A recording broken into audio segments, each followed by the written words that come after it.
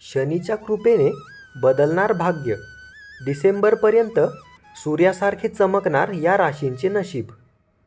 त्या कोणत्या राशी आहेत? चला तर आपण या व्हिडिओमधून बघूया. शनीची चाल अत्यंत महत्त्वाची मानली जाते.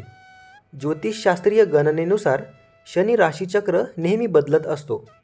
शनी शुभ असेल तर व्यक्ती शून्यातून नायक बनतो. त्याचबरोबर शनी कमजोर असल्यास अनेक अडचणींचा सामना करावा लागतो. यावर्षी शनी कुंभ राशीत राहील.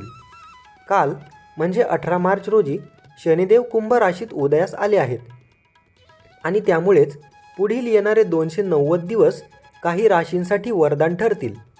चला तर जाणून घेऊया शनीच्या या चालीमुळे वर्षाच्या अखेरीस कोणत्या राशींना मोठा फायदा होईल. मित्रांनो, पुढे जाण्याआधी चॅनलला सबस्क्राईब करा. कमेंटमध्ये तुमची रास कोणती आहे ते सुद्धा लिहा आणि बेल आयकॉनवर क्लिक करा. म्हणजेच अशी नवनवीन माहिती तुम्हाला रोज ऐकायला मिळेल. चला तर आपण व्हिडिओ बघूया. पहिली रास आहे वृषभ रास. वृषभ राशीच्या लोकांना शनी कुंभ राशीत आल्यावर खूप फायदा होईल. मित्राच्या मदतीने जीवनातील अडचणी दूर होऊ लागतील. या राशीच्या लोकांच्या उत्पन्नात वाढ होऊ शकते. वृषभ राशीचे लोक जे स्पर्धा परीक्षेची तयारी करतात त्यांना चांगली बातमी मिळेल. तुमच्या घरामध्ये सुख आणि शांतीचे वातावरण राहील. पुढील रास आहे धनु रास. धनु राशीच्या लोकांना तब्बल 30 वर्षानंतर कुंभ राशीत शनी आल्याने लाभ होऊ शकतो. या लोकांना परदेश प्रवासाची शक्यता आहे. आर्थिक समस्या हळूहळू संपतील.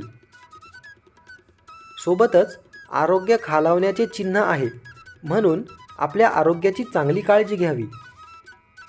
तुम्ही जर काम करत असाल तर तुमचा बॉस आणि सहकाऱ्यांच्या पाठिंबाने तुम्ही तुमच्या करिअरमधील सर्व कामे चांगल्या प्रकारे पूर्ण कराल.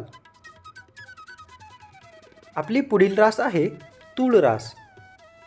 शनीची ही बदललेली चाल तूळ राशीच्या लोकांसाठी शुभ परिणाम देईल.